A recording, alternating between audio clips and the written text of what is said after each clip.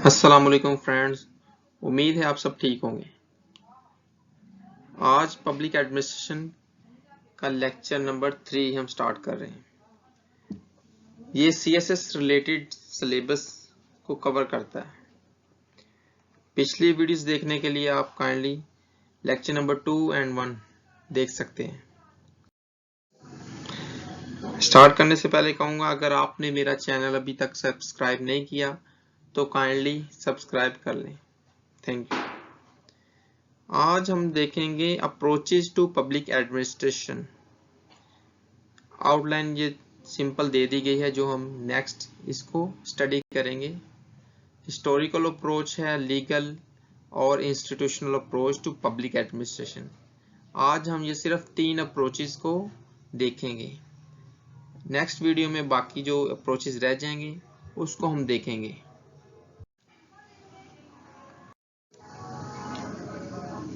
Public administration as a serious subject which required scientific attention was first promulgated by Woodrow Wilson, and as we read in the Wilsonian version of public administration, he fiercely recommended that there should be more scrutiny and debate and studies carried out in this era to make it more efficient and robust. जैसे कि हम जानते हैं कि public administration को first time scientific attention कब मिली थी, वो मिली थी वुड्रो विल्सन की तरफ से, जो कि अमेरिका के 28वें प्रेसिडेंट भी रहे हैं। उन्होंने इस फील्ड में बहुत काम किया। उन्होंने कहा कि इससे पहले इस तरफ पब्लिक एडमिनिस्ट्रेशन की तरफ किसी ने इतना काम नहीं किया, ना तवज्जो दी जितनी की इधर जरूरत थी। However, it was only during the beginning of the 20th century that American universities introduced public administration as a subject of academic study, influenced by L.D. White's important book called Introduction to the Study of Public Administration. ताहम America की university में जो L.D. White हैं, उनकी जो important book का नाम है introduction to the study of public administration, उसके आने से 20वीं सदी में पब्लिक एडमिनिस्ट्रेशन पर काम शुरू हुआ और इधर रिसर्च हुई इसके ऊपर। There were also attempts made by scholars to differentiate between politics and administration. Hence, comparative study of two to understand public administration better came into existence. उसके अलावा उसके बाद कई स्कॉलर्स जो हैं उन्होंने मुख्तलिफ आर्टिकल लिखे उसके ऊपर और कंपैरेटिव स्टडी भी हुई, जिसकी वजह से पब्लिक एडमिनिस्ट्रेशन को अच्छे तरीके से समझने में मदद मिली।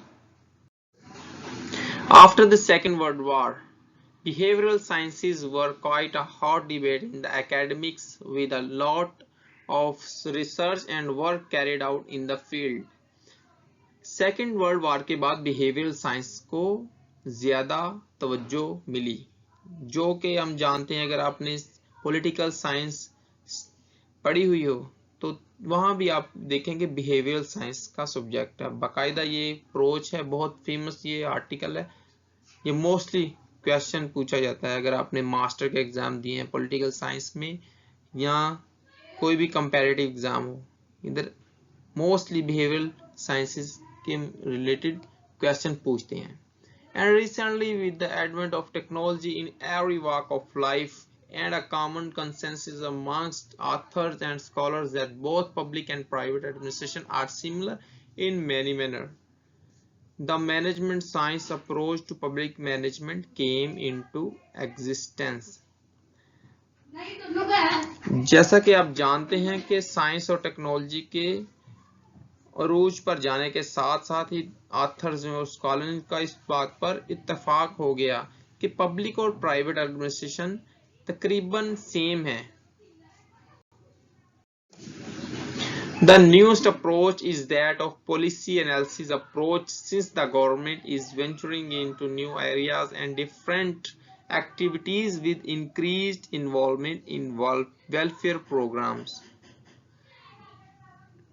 और इसके साथ ही ये न्यूज जो अप्रोच है वो है पॉलिसी एनालिसिस अप्रोच, जब से गवर्नमेंट को ये अंदाजा हो गया है कि उनकी वेलफेयर प्रोग्राम्स में इन्वॉल्वमेंट ज्यादा बढ़ चुकी है। The process of making public policies and it's analysis, जो पब्लिक पॉलिसी मेकिंग होती है और इसका एनालिसिस करना पड़ता है। The measurement of the output, और आउटपुट क्या उसकी निकलती है उसका भी मेजर करना पड़ता है।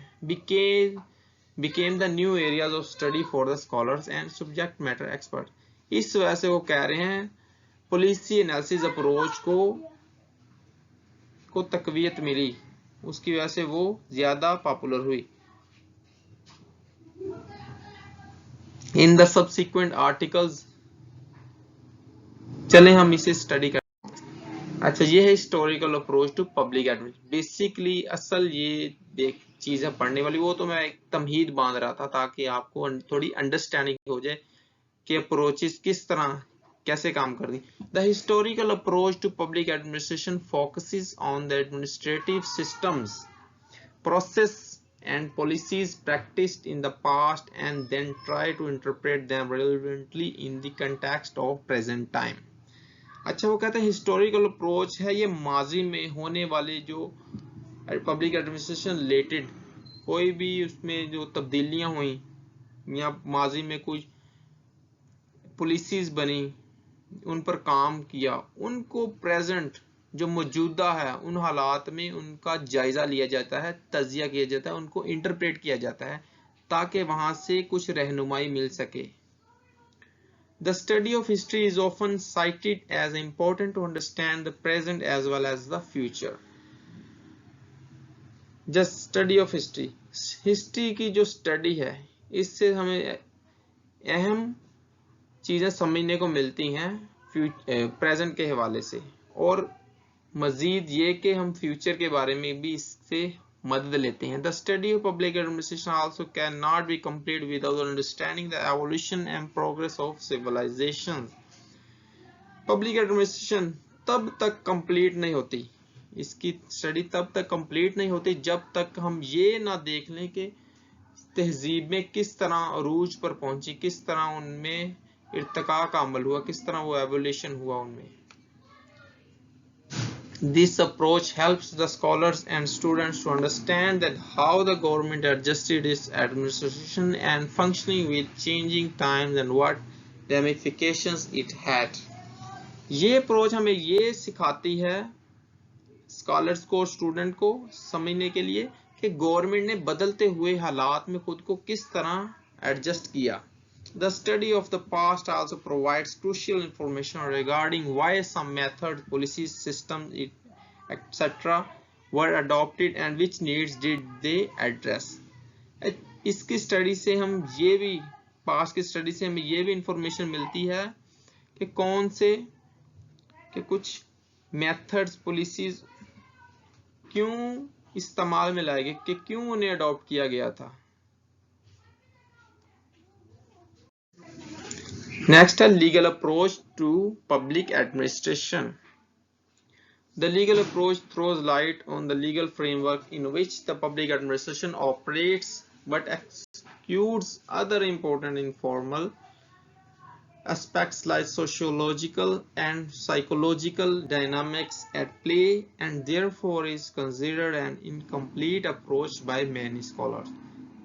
Legal approach क्या है? Legal approach वो approach है जो कि लीगल फ्रेमवर्क, जो कानूनी ढांचा है उसके ऊपर रोशनी डालती है कि पब्लिक एडमिनिस्ट्रेशन किस तरह काम करती है,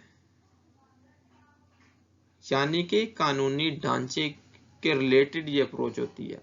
मगर इसमें दूसरे अहम और लाजमी जुज जो हैं या वो चीजें हैं जो इस पर पब्लिक एडमिनिस्ट्रेशन के लिए बहुत ज्यादा लाजमी मलजूम है, जैसे सोशियोलॉजिकल और साइकोलॉजिकल डायनामिक्स जो होते हैं उनको ये उनके अमल दखल के ऊपर ये रोशनी नहीं डालती, इसलिए इसको बहुत सारे स्कॉलर्स जो हैं इसे इनकम्प्लीट कहते हैं। As the name suggests, this approach associated itself with laws, rulers, regulations, codes, official duties, etc। जैसा कि नाम से जाहिर है ये अप्रोच कानून के साथ, रूल्स, रेगुलेशंस, कोड्स जो गवर्नमेंट कोड्स होते हैं और ऑफिशियल ड्यूटीज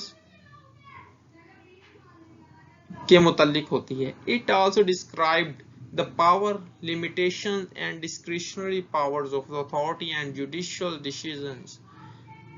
ये मजीद पावर को और उसकी जो हदूद हैं और उनकी खास जो एक स्पेशल पावर्स जो होती हैं और अथॉरिटी और जुडिशियल डिसीजन, इसको भी बयान करता है ये जो अप्रोच है।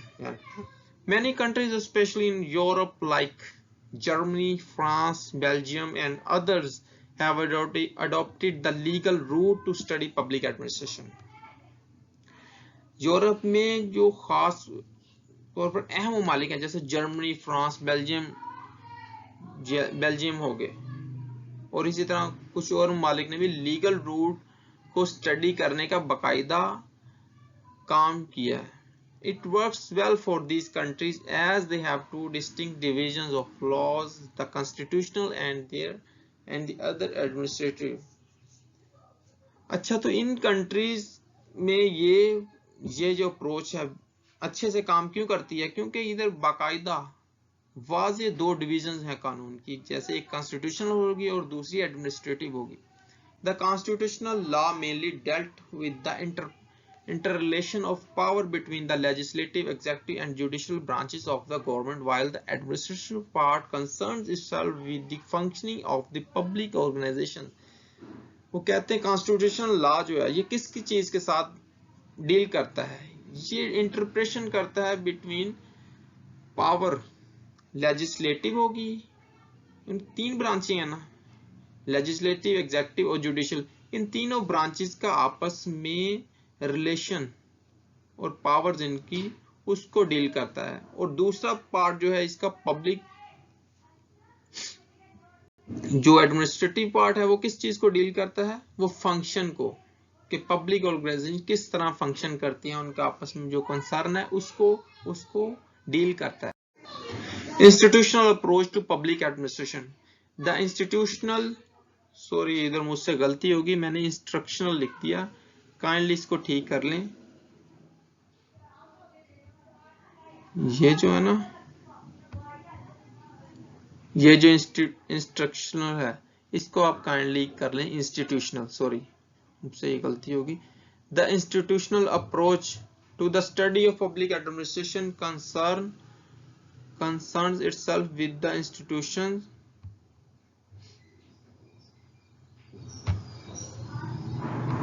institutions and organization of the state। ये इंस्टीट्यूशनल अप्रोच है ये पब्लिक एडमिनिस्ट्रेशन को कि कौन सी के तरीके से ये इसको स्टडी करते हैं, इंस्टीट्यूशंस और ऑर्गेनाइजेशंस। सॉरी ये मुझसे ये जो इंस्टीट्यूशन वाली गलती, इधर मेरा सारा ध्यान दोबारा। The institutional approach to the study of public administration concerns itself with the institutions and organizations of the state। जो इंस्टीट्यूशनल अप्रोच है to the study of public administration, ये किस चीज को डील करती है? ये डील करती है इंस्टीट्यूशंस और ऑर्गेनाइजेशंस जो होती हैं स्टेट के, उनको डील करती है। The core areas of this method lies in detailed study of the structure and functioning, rules and regulations of the executive, legislative and the departments of the government। इसके जो core area हैं, जो main अहम area हैं, वो कौन से हैं? वो करते डिटेल स्टडी करते हैं किस चीज की? स्ट्रक्चर, फंक्शनिंग, रूल्स, रेगुलेशन, किन चीजों के? एग्जीक्यूटिव्स के, लेजिस्लेटिव के और जो अदर डिपार्टमेंट्स होते हैं गवर्नमेंट के, उनको, ये उनकी डिटेल स्टडी करते हैं। The scholars who practice this approach consider administration to be a political and technical function which lies only in the aspect of the policy implementation। Scholars जो इस स्टडी को, इस अप्रोच को प्रैक्टिस करते हैं, वो कहते हैं कि एडमिनिस्ट्रेशन एक गैर सियासी और टेक्निकल फंक्शन है which lies only in the aspect of the, जिसका काम सिर्फ और सिर्फ पॉलिसी इंप्लीमेंटेशन होता है। बिल्कुल ठीक है। The traditional study of public administration emphasized on the knowledge of history and legal history and law, but this institutional approach focuses on the organizational structure, goals and principles as primary. Traditional जो study होती है public administration की, वो किस चीज पर focus करती है? नॉलेज ऑफ हिस्ट्री पर और लॉ पर। लेकिन इंस्टीट्यूशनल अप्रोच किस चीज पर फोकस करती है? ऑर्गेनाइजेशनल स्ट्रक्चर पर, जो गोल्स हैं उन पर और प्रिंसिपल्स पर सबसे पहले ये उन पर ही फोकस करती है। So, a lot of attention was given to the problems related to the functioning of an organization, like delegation, coordination and control and bureaucratic structure. इसीलिए सबसे ज्यादा टेंशन इन तरह की प्रॉब्लम्स को दी गई थी जो कि रिलेटेड थी फंक्शनिंग ऑफ ऑर्गेनाइजेशन, एक ऑर्गेनाइजेशन के फंक्शन के उसके काम के मुतालिक, जैसा कि डेलीगेशन हो गया, कोऑर्डिनेशन एंड कंट्रोल और ब्यूरोक्रेटिक स्ट्रक्चर के ऊपर। ये लास्ट में मैंने एक सिंपल सी आउटलाइन दोबारा जो स्टार्टिंग को दे दी है ताकि आपको पता चल जाए कि आज हमने क्या क्या स्टडी करी है। ये basically three approaches to public administration, historical approach to public administration, legal approach to public administration and institutional approach to public administration. Kindly अगर आपने मेरा चैनल सब्सक्राइब नहीं किया तो सब्सक्राइब कर लें ताकि आपको नेक्स्ट सीएसएस रिलेटेड वीडियोस और लेक्चर्स ऑनलाइन मिल सकें। Thanks for watching. Thank you. Allah Hafiz.